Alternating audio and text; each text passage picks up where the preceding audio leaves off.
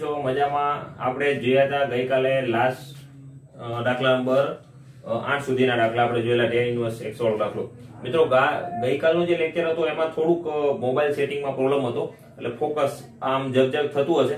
પણ મિત્રો આપણે જોતા હતા દ્વિતીય વિકલન. દ્વિતીય વિકલન એટલે પ્રથમ વિકલન થઈ જાય પછી ફરીવાર એનું વિકલન કરવું, એનો મતલબ છે દ્વિતીય વિકલન. બરાબર છે? તો એ દાખલાની અંદર તમને સમજાવતી વખતે કદાચ ફોકસ વધારે હશે પણ લખતી વખતે તમને થોડુંક દેખાશે તો થોડુંક એડજસ્ટ કરીને તમે લખી નાખજો. ના સમજાય તો ફરીવાર આપણે વિડીયો ઉતારીને મૂકશું. પણ આપણે કન્ટિન્યુ જોઈએ અત્યારે દાખલા નંબર 9. દાખલા નંબર 9 છે log x બરાબર, log θ આપણે કહી શકાય. બરાબર? તો મિત્રો આપણે સૌથી પહેલા આને શું કહેતા હતા? y બરાબર log x આપણે લઈ લઈએ. બરાબર? પહેલું વિકલન કરવું છે. કોની સાપેક્ષ વિકલન કરવું છે? x ની સાપેક્ષ. તો x ની સાપેક્ષ વિકલન કરતા, x ની સાપેક્ષ વિકલન કરતા એનો મતલબ એવું થાય કે dy/dx મેળવી તો dy/dx log x નું વિકલન થાય 1/x ને x ની જગ્યાએ log x છે, log x નું ફરીવાર વિકલન 1/x આ રીતનું થશે. હા કે ના? બરાબર? તો અહીં મિત્રો શું આવશે? 1/x log x. હા કે ના? ઓકે, ચાલો હવે મિત્રો ફરીવાર આનું વિકલન કરવું છે. ફરીવાર કોનું? તો આનું. તો અહીંયા કોની સાપેક્ષે થશે? તો અહીંયા થશે dy/dx ની, એટલે ફરીવાર x ની સાપેક્ષે અહીં આપણે વિકલન કરવાનું. તો dy/dx તો અહીંયા થશે ફરીવાર વિકલન કરી તો 1/d/dx અહીંયા આવશે 1/x log x. બરાબર? હા કે ના? સમજાવ? ચાલો, છેદમાં મિત્રો એક પદ છે અને ભાગાકારનો નિયમ. કયો નિયમ લાગે? ભાગાકારનો નિયમ લાગે તો આપણે જોઈ શકાય કે ભાગાકારના નિયમ પ્રમાણે શું થાય? તો છેદ એમના એમ બરાબર, અંશનું વિકલન 0, વચ્ચે નિશાની માઈનસ, અંશ એમના એમ છેદનું વિકલન ફરીવાર અહીંયા dy/dx આપણે અહીંયા x log x લખવું પડશે કારણ કે પદ થાય છે મોટું અને છેદનો વર્ગ x log x નો વર્ગ. હા કે ના? બરાબર છે? તો આ થયું આપણે છેદ એમના એમ અંશનું વિકલન, વચ્ચે નિશાની માઈનસ, અંશ એમના એમ છેદનું વિકલન. ચાલો મિત્રો, આનો મતલબ કેટલો થઈ ગયો? તો આનો મતલબ થઈ ગયો 0.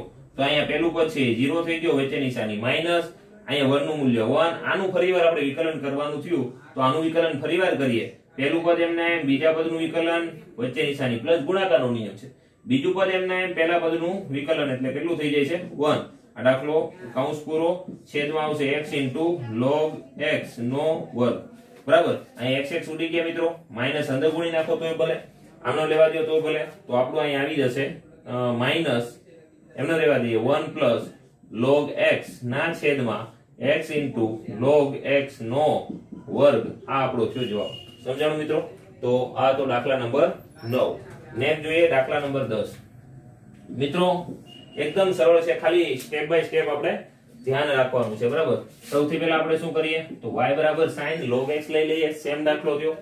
x ની સાપેક્ષે વિકલન, x ની સાપેક્ષ વિકલન કરતા, x ની સાપેક્ષ વિકલન કરો તો અહીંયા થાય dy/dx. ચાલો, sin θ નું વિકલન શું થાય મિત્રો? તો cos θ.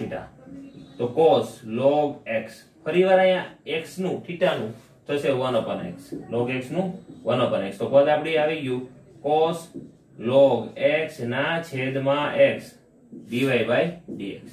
ચાલો, ફરીવાર અહીંયા શું કરવું પડશે? x ની સાપેક્ષ વિકલન. તો અહીંયા લખી નાખી x ની સાપેક્ષ વિકલન કરતા, x ની સાપેક્ષ વિકલન કરો મિત્રો તો અહીંયા થશે d2y/dx². હા કે ના? બરાબર? આ જે આપણને મળ્યું છે એ અહીંયા શું થશે? d2y/dx² અથવા y1 પણ કે y2 પણ કે આવું પણ કહી શકાય. બરાબર? ચાલો, ભાગાકારનો નિયમ. ફરીવાર અહીં ભાગાકારનો નિયમ, અંશ એમના એમ છેદ એમના એમ અંશનું વિકલન થશે sin log x, પણ અહીંયા માઈનસ આવશે, cos θ નું માઈનસ sin θ. ઓકે, અને ફરીવાર log x નું તો 1/x. હા કે ના? બરાબર? તો છેદ એમના એમ અંશનું વિકલન, વચ્ચે નિશાની માઈનસ, અંશ એમના એમ છેદનું વિકલન કેટલું થાય? 1 અને છેદમાં છેદનો વર્ગ એટલે x નો સ્ક્વેર. ઓકે, ચાલો મિત્રો, અહીંયા જો x ઉડી ગયા, આ માઈનસ sin log x, વચ્ચે નિશાની માઈનસ cos log x બરાબર છેદમાં આવી ગયો x² માઈનસ કોમન કાઢો તોય ભલે અને ના કાઢો તો પણ ભલે. સમજાણું? તો આ હતું દાખલા નંબર 9 અને દાખલા નંબર 10. બરાબર છે મિત્રો? સમજાણું? એકદમ ઈઝી છે. સ્ટેપ બાય સ્ટેપ બધા જ નિયમો વ્યવસ્થિત રીતે મગજમાં બેસેલા હશે. ગુણાકારના, ભાગાકારના, ત્રિકોણમિતિના, વિકલનના, તો જ આ દાખલા આવડશે, નહીં તો આવડશે નહીં. ઓકે, લખી કાઢો. હાલો મિત્રો, આગળ જોઈએ દાખલા નંબર 11 અને દાખલા નંબર 12. જો y બરાબર 5 cos x * 3 sin x હોય તો સાબિત કરો કે d2y dx2 y બરાબર 0. બરાબર, આવું આપણે સાબિત કરવાનું કીધું. તો આપણે આ d2y dx2 નો મતલબ શું થાય મિત્રો? દ્વિતીય વિકલન. શું થાય? દ્વિતીય વિકલન. તો દ્વિતીય વિકલન પ્લસ y કરો તો એનું મૂલ્ય કેવું થાય છે? 0. આપણે y બરાબર આ પદ આપેલું છે. આગળનું જે હતું મિત્રો, એમાં શું હતું કે એમાં 10 દાખલા સુધી દ્વિતીય વિકલન તમે કરો અને હવે 11મા દાખલાની અંદર આવું સાબિત કરવાનું છે. તો આપણે સૌથી પહેલા શું મેળવવું પડે? d2y dx2 મેળવવું પડે. ચાલો મેળવીએ. બરાબર, તો સૌથી પહેલા y વાળું પદ લખીએ. તો y વાળું પદ આ રીતનું છે, y બરાબર 5 cos x - 3 sin x. પહેલું વિકલન કરીએ. x ની સાપેક્ષ વિકલન કરતા x ની સાપેક્ષ વિકલન કરતા x ની સાપેક્ષ વિકલન કરતા મિત્રો અહીંયા શું થશે? તો dy/dx = અહીંયા પહેલું પદનું વિકલન 5m cos નું થશે -sin x અને -3 sin નું થશે cos x. હા કે ના? બરાબર છે. તો આપણું જે પહેલા પદનું વિકલન છે એ આ રીતનું આવી ગયું, -5 sin x -3 cos x. આ મળી ગયું આપણું dy/dx. ચાલો મિત્રો, હવે અહીંયા dy/dx ની અંદર થોડુંક આપણે સાદું રૂપમાં ફેરફાર એ કરી, માઈનસ કોમન કાઢી નાખું. તો અહીંયા આવી ગયું 5 sin x માઈનસ ની જગ્યાએ પ્લસ cos 3x. ઓકે, દ્વિતીય વિકલન કરીએ. તો x ની સાપેક્ષ વિકલન કરતા x ની સાપેક્ષ વિકલન કરો તો અહીંયા થશે d2y dx2. બીજી વાર વિકલન કરવું છે, માઈનસ એમ નેમ રહેશે.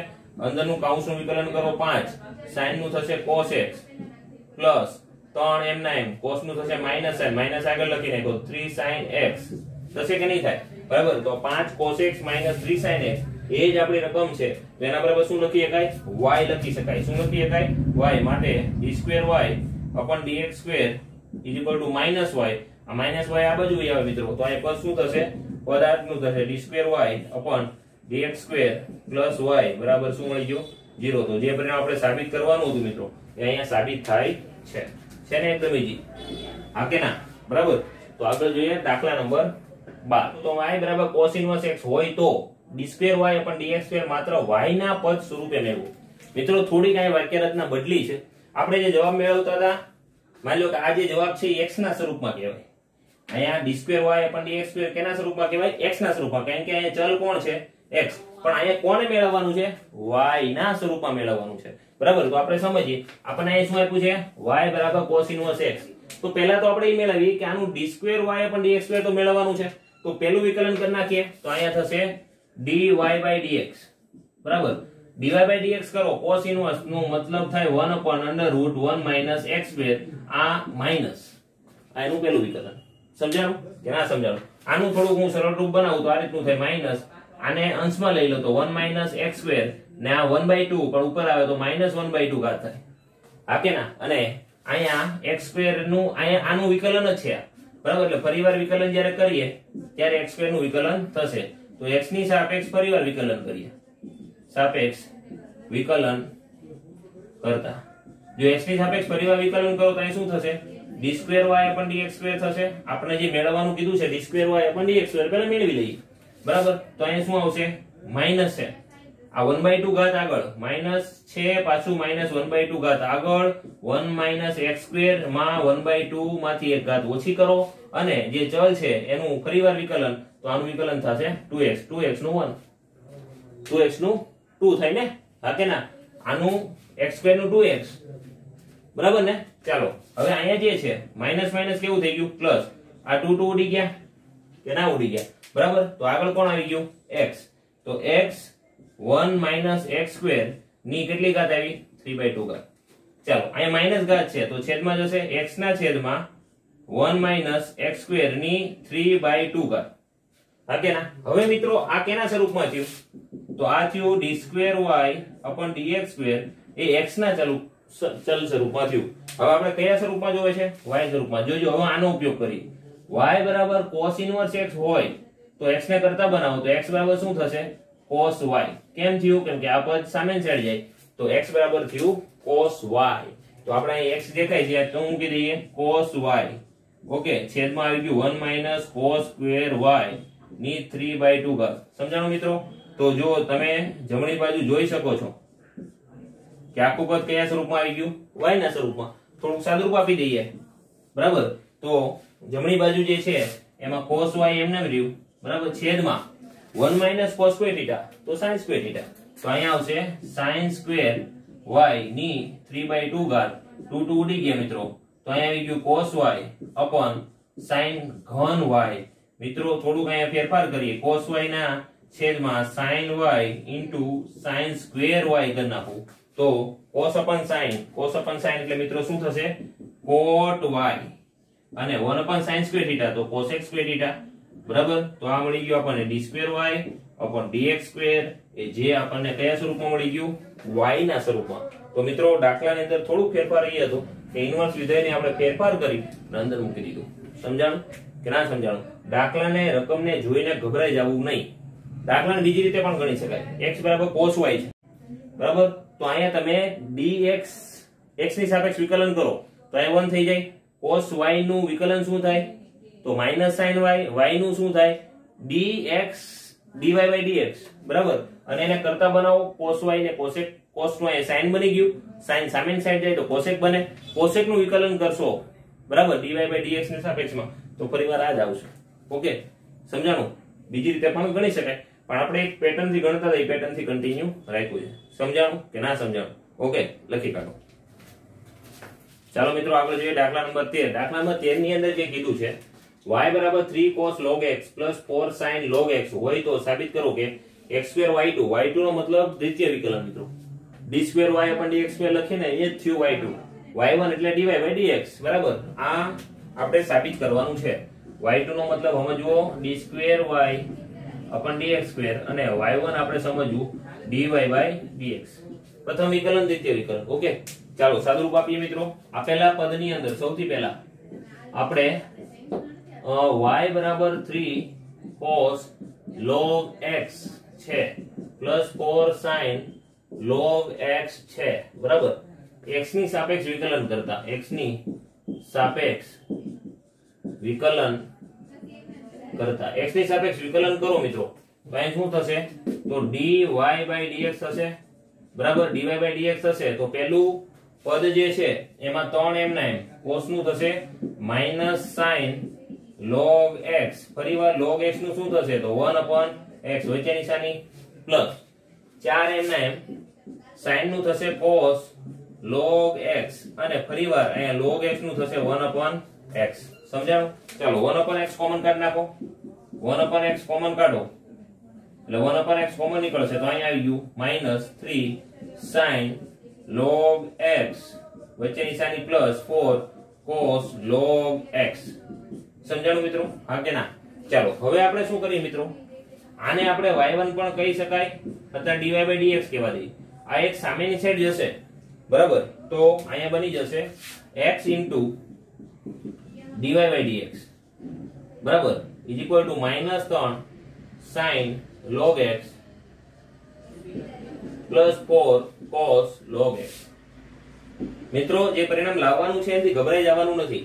ચાલો હવે ફરીવાર આનું x ની સાપેક્ષ વિકલન કરીએ. x ની સાપેક્ષ વિકલન કરતા x ની સાપેક્ષ વિકલન કરો તો આ છે ગુણાકારનો નિયમ. બરાબર? આને બે વિધેય ગણો, x અને બીજું, પહેલું અને બીજું. ચાલો x પહેલું પદ એમના બીજા પદનું વિકલન. મિત્રો આ પહેલું પદ y1 છે તો બીજું પદ થશે d2y upon dx2 થશે વચ્ચે નિશાની પ્લસ બીજું પદ એમના બીજું પદ છે dy/dx એમના પહેલા પદનું વિકલન કેટલું થશે? 1.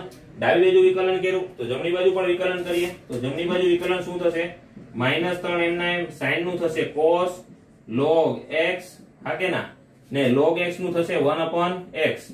ઓકે, ચાલો વચ્ચે નિશાની પ્લસ 4 cos નું થશે sin માઈનસ sin એટલે માઈનસ સાથે લખી નાખીએ બરાબર માઈનસ sin log x અને અહીંયા થશે 1/x ફરીવાર 1/x આપણે શું કરી નાખીએ કોમન બહાર કાઢી નાખીએ અને દાખલો ગણીએ તો પદ આ રીતનું થશે ડાબી બાજુ આને મિત્રો આપણે કહીએ y2 આને કહીએ y1 ઓકે તો પદ આ રીતનું આવશે x y2 plus y1 is equal to 1/x તો કોમન કાઢી નાખીએ તો 1/x કોમન કાઢી નાખો તો પદ અહીંયા શું આવશે -3 માઈનસ આમાં ને આ માઈનસ કોમન કાઢી નાખીએ માઈનસ કોમન કાઢો તો મિત્રો અહીંયા માઈનસ કોમન નીકળશે તો આવશે 3 cos log x plus 4 sin log x બરાબર આ એક સામે છેડ જાય તો અહીંયા આવશે x2y2 plus xy1 okay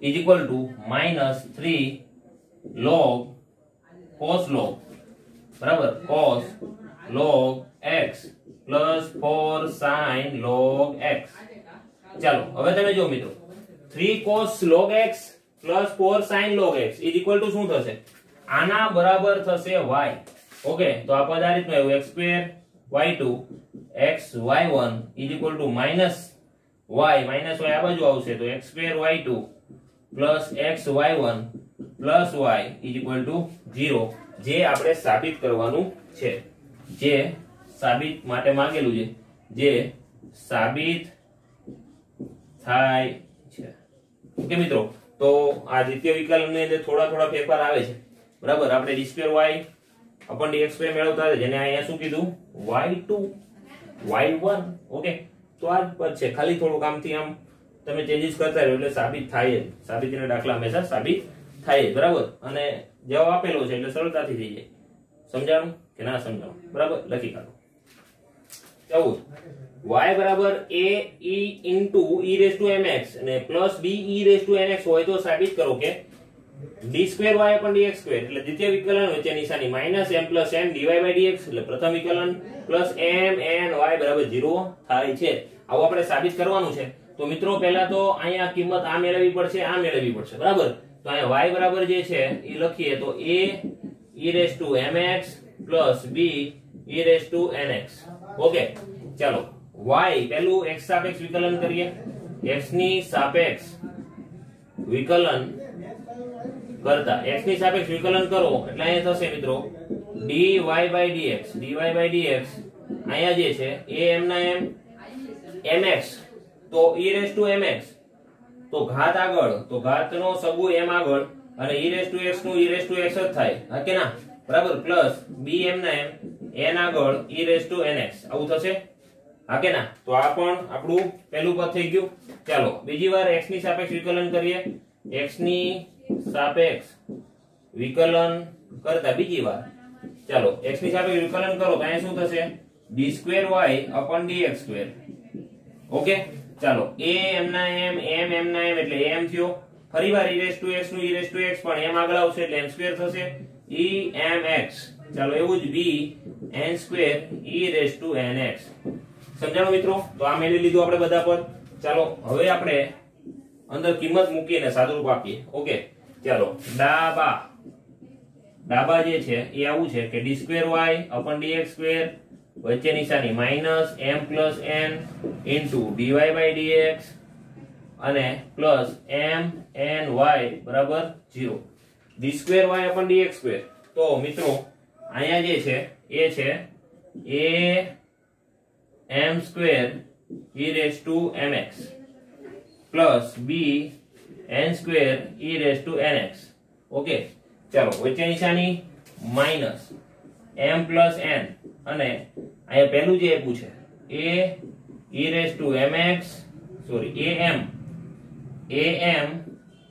e raised to mx plus b n e raised to mx nx e raised to nx okay ચાલો આ બીજું પદ થયું અને છેલ્લું m plus m into n into y બરાબર આપણે 0 સાબિત કરવાનું છે ચાલો મિત્રો હવે શું કરીએ આ કૌંસને છૂટો પાડીએ માઈનસ સાથે પહેલું પદ એમ ના e m2 e raised to mx plus b n2 e raised to nx ચાલો માઈનસ સાથે ગુણ નાખીએ બે દુ ચાર પદ થશે પેલું m ગુણીએ તો m into m a m square e raised to mx m પહેલામાં ગુણીએ તો અહીંયા થશે માઈનસ આ કે ના માઈનસ m ગુણાનો તો b m n e raised to nx આ કે ના ચાલો n ગુણો n થશે માઈનસ તો minus a m n e raised to mx minus b n square e raised to nx plus